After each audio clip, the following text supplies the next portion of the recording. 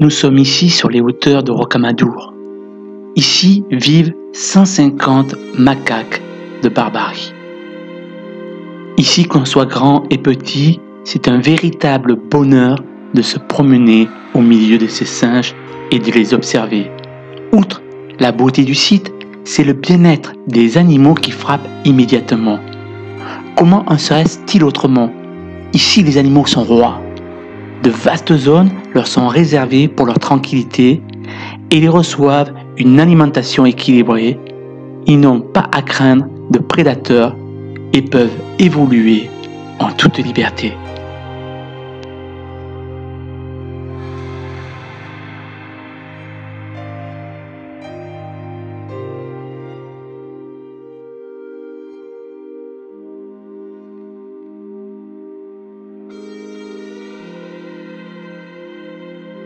Nous sommes toujours à Rocamadour pour la visite du gouffre de Padirac. Ici, on a l'impression de faire un voyage au centre de la Terre. C'est le premier grand gouffre en France et l'un des plus fascinants à explorer en Europe. Le gouffre fut exploré en 1889 par Edward Alfred Martel. Après une descente vertigineuse au centre de la Terre, à 103 mètres de profondeur, on va commencer à rentrer dans ce gouffre pour découvrir la légende du Drac. Pendant ce périple, on prendra même une embarcation pour traverser la rivière qui joue à cache-cache dans un labyrinthe de cavités aux formes les plus saugrenues, champignons, dentelles de roche, et qui nous amènera jusqu'au lac de la pluie et ses eaux translucides. On découvre alors la grande Pendeloque. C'est une stalactite géant de 60 mètres de haut qui, comme suspendu à un fil, semble s'admirer à la surface du lac de la pluie. Mais que dire de la salle du Grand Dôme, dont la voûte s'élève à 94 mètres de haut. Celle-ci offre une multitude de concrétions façonnées par la nature durant des millions d'années. Quand on la remonte à la surface de la Terre, encore empreinte de la magie des lieux, la lumière du jour fait cligner l'œil et nous ramène à la réalité.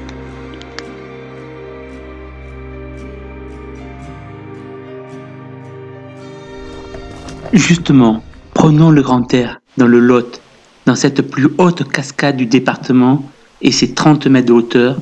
C'est un lieu vertigineux et un coin de fraîcheur magnifique et reposant. C'est la cascade de l'Autoir. Le spectacle à l'arrivée est remarquable. C'est comme un mur végétal géant et un brumisateur naturel.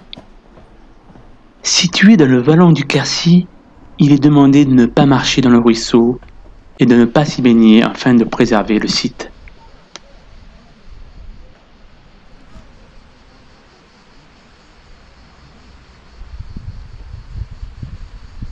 Toujours dans le Lot et le vallon du Quercy, ce lieu est aussi un lieu de randonnée. Aujourd'hui, on va faire le château des Anglais. C'est une forteresse adossée à une falaise. L'ensemble fortifié avait une façade d'environ 200 mètres et 30 à 40 mètres de profondeur, placée contre la falaise haute de 50 mètres. Il était réparti sur 3 terrasses en escalier. Il possédait 4 tours dont il ne reste que la base. La tour nord avait une poterne, une grotte fortifiée dès le XIIe siècle qui faisait partie de l'ensemble défensif. Probable qu'il devait exister une tour de guet au sommet de la falaise. Ensuite, le lieu est abandonné. Au XVIIIe siècle, les habitants commencent à piller les pierres du château, puis il est absorbé par les broussailles et passe dans l'oubli. Le château a été inscrit au titre des monuments historiques le 26 octobre 1925. Ce château a servi de repère aux compagnies anglaises pendant la guerre de 100 ans.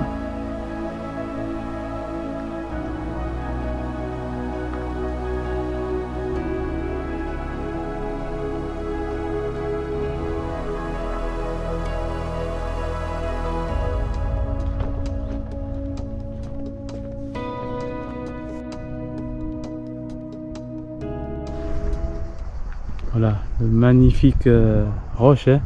Et ici, hein, sur la droite, hein, fondu dans la roche calcaire, hein, le château des Anglais.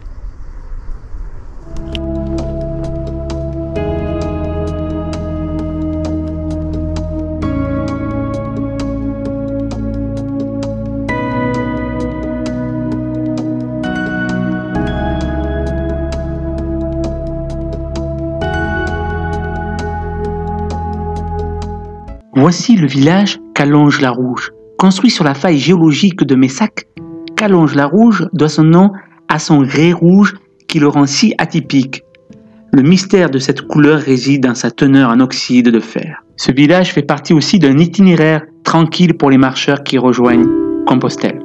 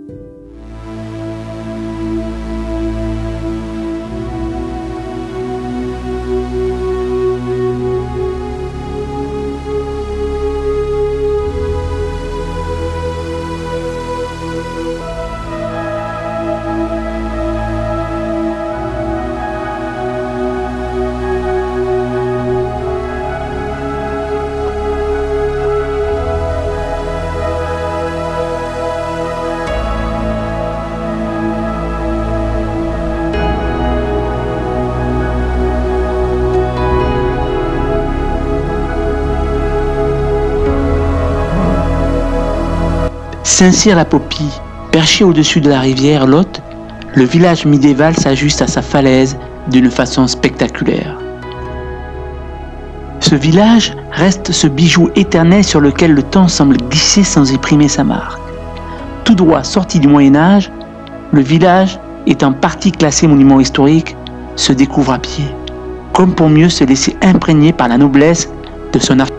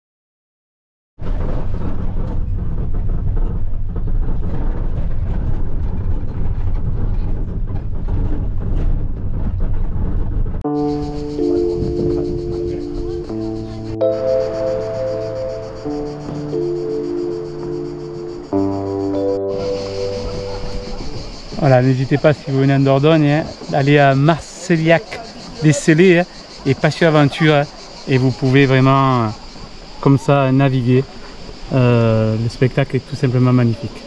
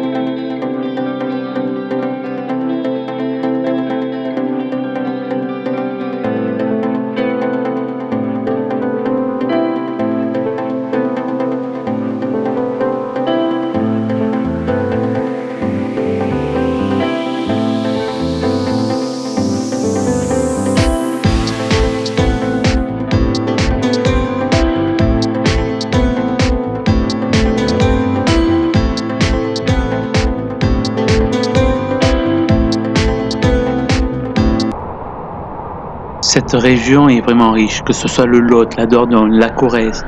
Il y a vraiment de quoi faire. Entre les découvertes de magnifiques villages, les randonnées, l'histoire, par sa culture, sa croyance. Oui, vraiment de beaux moments à passer. Et toujours être attentif lorsque l'on se promène comme ça. Il y a toujours des spots imprévus et magnifiques.